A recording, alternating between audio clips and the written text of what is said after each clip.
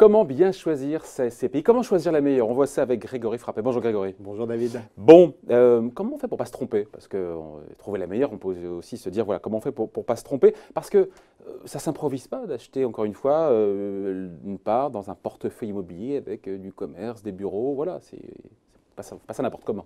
Alors, acheter des parts de SCPI, c'est d'abord avoir fait le choix d'acheter ce type d'investissement, et toutes les SCPI ont des qualités communes. Le fait de déléguer la gestion à un professionnel, principalement. Le choix également de sélectionner un produit qui offre de la mutualisation des risques géographiques, locatifs. Mais en revanche, toutes les SCPI ne se valent pas. Il n'est pas facile pour un investisseur de faire le choix entre plus quand même de 180 SCPI. Voilà. Et spontanément, et c'est normal, naturellement, qu'est-ce qu'on se dit? On se dit, ben, on va regarder la performance, la rentabilité, et je vais choisir celle qui a la meilleure performance. Pourquoi pas? Non, ce serait une erreur. Mais je dirais même, David, que c'est la bonne démarche. C'est-à-dire que choisir la SCPI qui a le meilleur rendement est le meilleur critère d'investissement pour un particulier. Mais ce n'est pas le rétroviseur, c'est le passé, ça. On se dit que la perf du passé n'engage pas la perf à venir, non? Alors déjà, les SCPI, elles annoncent souvent un an en avance la SCPI de l'année. Donc moi, c'est plutôt à cette performance-là que je faisais référence, et c'est le meilleur indicateur. La seule chose, c'est d'être capable de trouver d'autres indicateurs qui vont permettre de se dire, est-ce que cette performance, elle va tenir dans la durée? Et le rendement, c'est une chose, mais l'appréciation de la valeur de son capital, ça en est une autre. La valeur de la part, c'est ça? Exactement. Et finalement, la vraie performance, c'est la performance dans le temps de la somme de la distribution et de l'appréciation de la valeur du capital.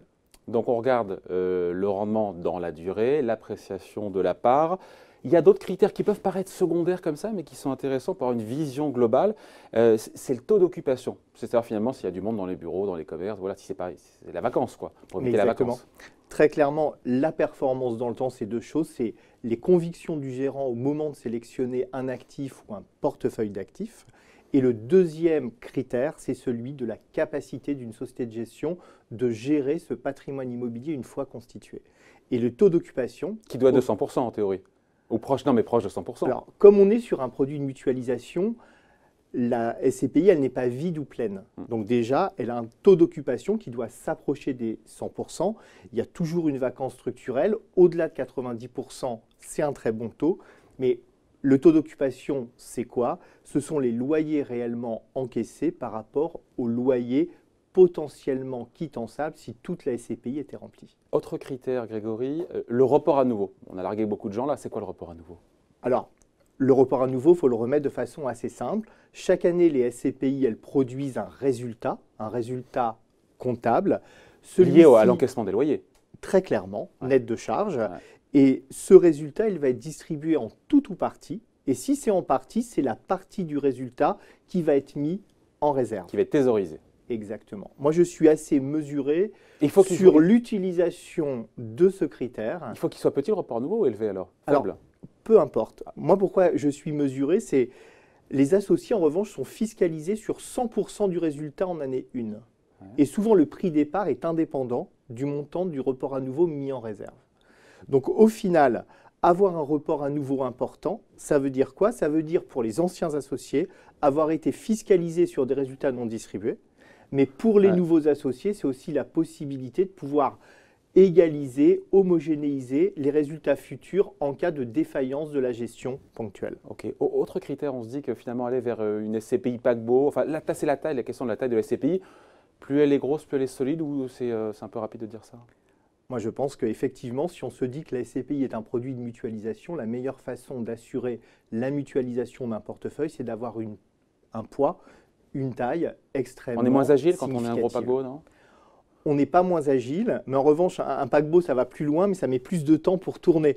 Donc au final, avoir une SCPI d'une taille importante, c'est la régularité du revenu qui est souvent au rendez-vous. Ouais, on a donné plein d'infos là, mais tous ces critères, toutes ces informations, on les récupère où? Parce que pour le commun des mortels, le report à nouveau, le taux d'occupation, le rendement moyen, etc., où on récupère la valorisation de la part, on récupère ces infos où, hein? Alors la SCPI, ça présente l'avantage d'être un produit extrêmement transparent, donc déjà autorisé par l'autorité des marchés financiers.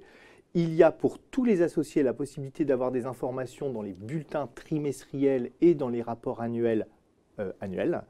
Et pour les associés qui seraient les plus assidus, ils peuvent se faire élire au conseil de surveillance. Voilà. Et donc, il faut éplucher tout ça, il faut éplucher les rapports. Alors, il faut éplucher tout ça ou demander à un conseil en gestion de patrimoine de nous accompagner dans cette stratégie. Pour bien choisir sa SCPI. Voilà. Merci Grégory pour ces commentaires. Merci, bonne journée.